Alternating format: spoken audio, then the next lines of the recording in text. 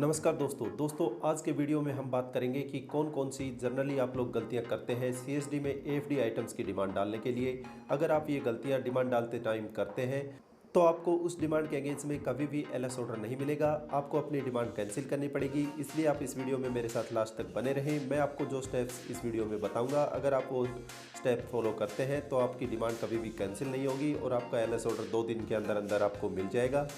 दोस्तों सबसे बड़ी गलती जो आप लोग करते हैं वो है कि आप जब डीलर से अवेलेबिलिटी सर्टिफिकेट लेते हैं तो उस पर सही इन्फॉर्मेशन नहीं लिखवाते। अगर आप ये इन्फॉर्मेशन अवेलेबिलिटी सर्टिफिकेट पर डीलर से नहीं लिखवाते हैं तो आपको हज़ारों रुपए का नुकसान हो सकता है।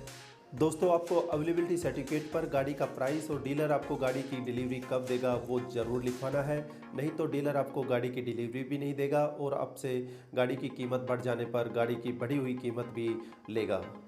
तो इस बात का आप लोग ध्यान रखें। दोस्तों इस वीडियो में आगे भी बहुत कुछ है, आप इस वीडियो में मेरे साथ लास्ट तक बने रहें। दोस्तों दूसरी जो गलती आप लोग करते हैं वो है जब आप 4 व्हीलर या फिर 2 व्हीलर की डिमांड डालते हैं लेकिन आप भूल जाते हैं कि आपने लास्ट टाइम 2 व्हीलर और 4 व्हीलर सीएसडी से कब खरीदा था और आप इस कॉलम में नो कर देते हैं। दोस्तों अगर आप ये इन्फॉर्मेशन गलत डालकर अपनी डिमांड डाल देते हैं तो आपके खिलाफ डिसिप्लिनरी एक्शन लिया जा सकता है और आपके जो कैंटीन कार्ड है उनको 3 साल के लिए ब्लॉक किया जा सकता है। तो आप इस चीज़ का ध्यान रखें।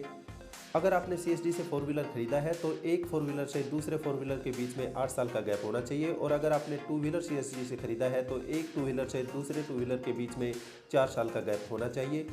अगर ये गैप नहीं है तो आप डिमांड नहीं डालें, नहीं तो आपके खिलाफ डिसिप्लिनरी एक्शन लिया जा सकता है और आपके कैंटीन कार्ड को 3 साल के लिए ब्लॉक किया जा सकता है। नेक्स्ट जो गलती आप लोग करते हैं वो आप लोग पे लेवल सेलेक्ट सही से नहीं करते। आप अपना सही पे लेवल सेलेक्ट कीजिए, आपको अपना पे लेवल अपनी पे स्लिप के अंदर मिल जाएगा। वही पे लेवल आपको यहाँ पे डालना है। मैं आपको बता देता हूँ कि अगर आप ओआर की कैटेगरी में आते हैं तो आपका पे लेवल 3A to 6 होगा। अगर आप जेसीओ से ऑनररी कैप्टन की कैटेगरी में है तो आपका पे लेवल 7 to 9 होगा और अगर आप ऑफिसर की कैटेगरी में है तो आपका पे लेवल 10 to 18 होगा। इस बात का आप लोग ध्यान रखें। दोस्तों नेक्स्ट जो गलती आप लोग करते हैं जब आप गाड़ी की पेमेंट लोन से करते हैं तो 99% गलत पेमेंट करते हैं। कोई लोन अमाउंट को अपने सेविंग अकाउंट से सीएसडी अकाउंट में पेमेंट करता है, कोई लोन अकाउंट को गेटवे के थ्रू ऑनलाइन ट्रांसफ़र करता है। दोस्तों आज के वीडियो में मैं आपको बिल्कुल सही तरीका बताऊंगा कि कैसे आपको लोन से पेमेंट करनी है। वीडियो को बिल्कुल भी स्किप ना करें। अगर आप गलत पेमेंट कर देते हैं तो आपको एलएस ऑर्डर नहीं मिलेगा। दोस्तों इस वीडियो में हम सबसे पहले बात करेंगे कि अगर आप गाड़ी की फुल पेमेंट लोन से करते हैं तो आपको कैसे पेमेंट करनी है और कैसे आपको डिमांड डालनी है, और उसके बाद हम जानेंगे कि आप अगर गाड़ी की आधी पेमेंट लोन से करते हैं और आधी पेमेंट अपने सेविंग बैंक अकाउंट से सीएसडी के हेड ऑफिस मेन अकाउंट में डिपॉजिट करते हैं तो कैसे पेमेंट करनी है और कैसे ऑनलाइन डिमांड डालनी है। दोस्तों इस वीडियो को अगर आप लास्ट तक देखेंगे तो ही आपके समझ में आएगा कि कैसे पेमेंट करनी है और कैसे डिमांड डालनी है। अगर आप इस वीडियो को मिस कर देते हैं तो आप अपना पैसा और टाइम दोनों खराब कर देंगे, और अगर आप इस वीडियो को मिस कर देते हैं और अगर आप सर्विंग डिफेंस पर्सनल हैं तो आपको एलएस ऑर्डर नहीं मिलेगा और आपकी आधी से ज़्यादा छुट्टी है वो खराब चली जाएगी।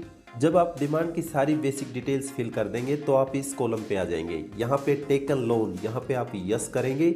यस करने के बाद यहाँ पे आप लोन अमाउंट डालेंगे। क्योंकि आप गाड़ी की पेमेंट फुल लोन से पेमेंट कर रहे हैं तो आप यहाँ पे गाड़ी का जो नेट प्राइस है वो यहाँ पे डालेंगे।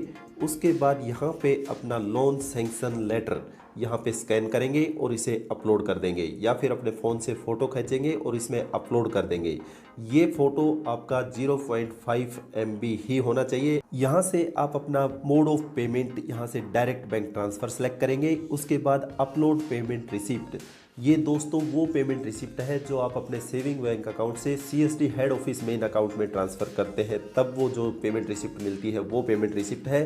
क्योंकि आप पूरा जो गाड़ी का अमाउंट है वो लोन से पेमेंट कर रहे हैं तो यहाँ पे आपको मैंडेटरी है ये फील्ड आपको यहाँ पे अपलोड करना ही है। तो आप अपना लोन पेमेंट रिसिप्ट है वही पेमेंट रिसिप्ट यहाँ पे अपलोड करेंगे, और यहाँ पे भी अपलोड पेमेंट रिसिप्ट लोन में भी आप लोन का जो पेमेंट रिसिप्ट है वो दोनों ही यहाँ पे सेम अपलोड करेंगे, और उनका साइज 0.5 MB से ज़्यादा नहीं होना चाहिए, नहीं तो वो अपलोड नहीं होंगी। क्योंकि इस साइट के ऊपर कोई ऐसी फैसिलिटी नहीं है जब आप गाड़ी की पूरी पेमेंट लोन से ट्रांसफ़र करते हैं तो ये जो पोर्शन है ये हट जाना चाहिए। Payment from beneficiary self account का जो ऑप्शन है ये हट जाना चाहिए। यहाँ पे ये ऑप्शन रहता है और ये मैंडेटरी फील्ड है, इसलिए आपको इसकी जितनी भी फील्ड है उसमें अपना जो पेमेंट आपने किया है, लोन अकाउंट से जो पेमेंट किया है वही यहाँ पे एंटर करना है। आपने किस डिपो के अकाउंट में आपने पेमेंट किया है वो यहाँ से सिलेक्ट कर लेंगे। CSD head office main account में पेमेंट किया है या फिर डिपो के मेन अकाउंट में पेमेंट किया है। आपको generally CSD head office main account में ही पेमेंट करना है और आप यहाँ पे रिमार्क्स में लिख देंगे। अगर आपने डिपो मेन अकाउंट में पेमेंट कर दी है तो आप यहाँ पे रिमार्क्स में लिख देंगे। उसके बाद आप अपनी payment from beneficiary self account के जितने भी कॉलम है उसमें अपनी लोन अकाउंट की ही डिटेल भरनी है। यहाँ पे नेम ऑफ बैंक, जिस बैंक में आपका लोन अकाउंट है वो डिटेल भरनी है। उसके बाद में name of first account holder name, यहाँ पे अपना नेम डालना है। उसके बाद में बैंक अकाउंट नंबर, यहाँ पे जो लोन का बैंक अकाउंट नंबर है वो डालना है। यहाँ पे आईएफएससी कोड, यहाँ पे यूटीआर नंबर, जो आपने लोन की पेमेंट की है उसका यूटीआर नंबर भी यहाँ पे फिल करना है। यहाँ पे अमाउंट पेड, उसके बाद आपको जिस डेट में आपने पेमेंट किया है लोन का, जो अपनी गाड़ी का पेमेंट किया है उस डेट को यहाँ पे एंटर कर देना है। उसके बाद आपको पेमेंट फ्रॉम लोन अकाउंट, इसमें भी वही सेम डिटेल डालनी है जो आपने ऊपर एंटर की है।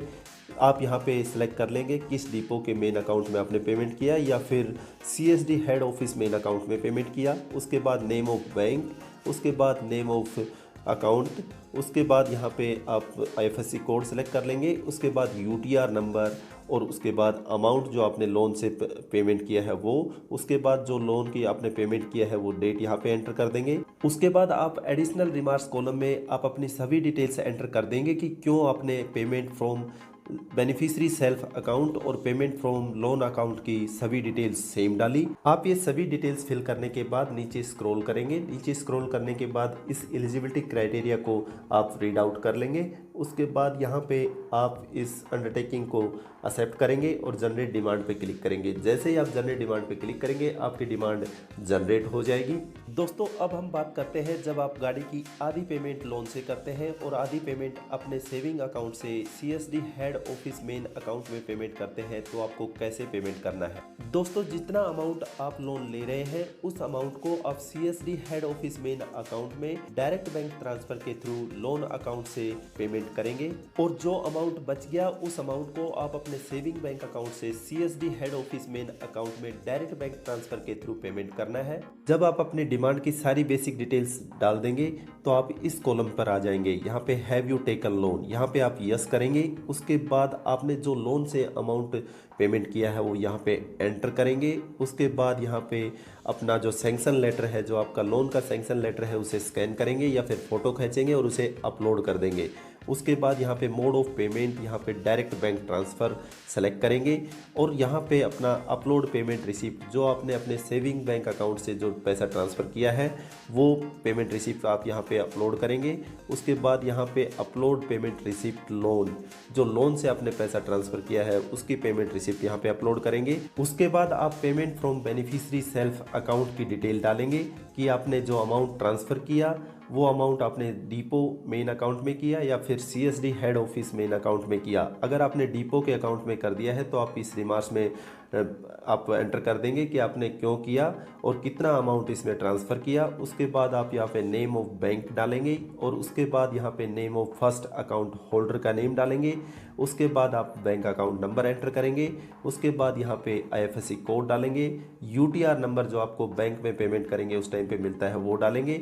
उसके बाद यहाँ पे अमाउंट पेड पे क्लिक करेंगे और यहाँ पे अपना जो अमाउंट आपने पेमेंट किया है वो अमाउंट यहाँ पे डाल देंगे। उसके बाद आप यहाँ से डेट ऑफ पेमेंट, जिस डेट में आपने पेमेंट किया है वो डेट यहाँ पे एंटर कर देंगे। उसके बाद आप पेमेंट फ्रॉम लोन अकाउंट की डिटेल डालेंगे कि आपने जो लोन का पेमेंट किया है वो किस अकाउंट में किया है, डिपो मेन अकाउंट में किया है या फिर CSD head office main account में किया है। जनरली आपको CSD head office main account में ही पेमेंट करनी है। आप यहाँ से ये सेलेक्ट करेंगे। उसके बाद यहाँ पे नेम ऑफ बैंक, जिस बैंक से आपने लोन लिया है उस बैंक का नेम डालेंगे। उसके बाद यहाँ पे बैंक अकाउंट नंबर, जो बैंक आपको लोन देता है उस टाइम पे आपको एक लोन अकाउंट खोल के देता है, वो अकाउंट नंबर यहाँ पे एंटर करेंगे। उसके बाद यहाँ पे आईएफएससी कोड डालेंगे। यूटीआर नंबर जो आपको बैंक में पेमेंट किया होगा वो यूटीआर नंबर डालेंगे। उसके बाद यहाँ पे अमाउंट पेड में जितना अमाउंट आपने लोन से पेड किया है वो डालेंगे।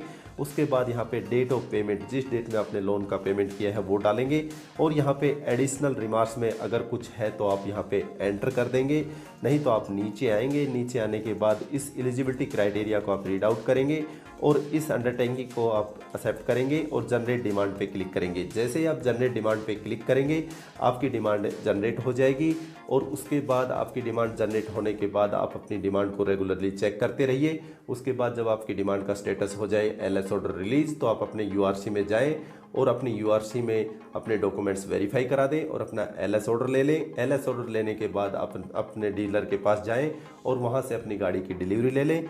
उसके बाद नेक्स्ट जो गलती आप लोग करते हैं वो है कि डीलर प्राइस वाले कॉलम में आप लोग गलत अमाउंट डाल देते हैं। दोस्तों, अगर इस कॉलम में 1 रुपये का भी डिफरेंस होगा तो आपकी डिमांड नहीं डलेगी और अगर डल भी गई तो आपको एलएस ऑर्डर नहीं मिलेगा। आपको इस कॉलम में गाड़ी का नेट प्राइस ही डालना है जो आपके अवेलेबिलिटी सर्टिफिकेट पर या फिर सीएसडी की साइट पर मिल जाएगा। जैसा कि आप स्क्रीन पर देख पा रहे हैं वो प्राइस ही आपको यहाँ पे डालना है। दोस्तों, नेक्स्ट जो गलती आप लोग करते हैं वो है कि जब आप गेटवे या फिर कार्ड से पेमेंट करते हैं तो आप किसी रिलेटिव का अकाउंट नंबर या फिर कार्ड नंबर या फिर नेम एंटर कर देते हैं। अगर आप ऐसा करते हैं तो आपको एलएस ऑर्डर नहीं मिलेगा। आपको इस कॉलम के अंदर जिसके नाम से कैंटीन कार्ड है उसी की अकाउंट डिटेल डालनी है। आशा करता हूं दोस्तों ये वीडियो आपको काफ़ी इन्फॉर्मेटिव लगा होगा। अगर ये वीडियो आपको इन्फॉर्मेटिव लगा हो तो इस वीडियो को लाइक करें, अपने दोस्तों में शेयर करें। अगर आप मेरे चैनल पे नए हैं तो मेरे चैनल को सब्सक्राइब करें। अगर आपका सीएसडी एफडी आइटम के बारे में कोई भी डाउट है तो आप कमेंट बॉक्स में लिखें। Thanks for watching this video.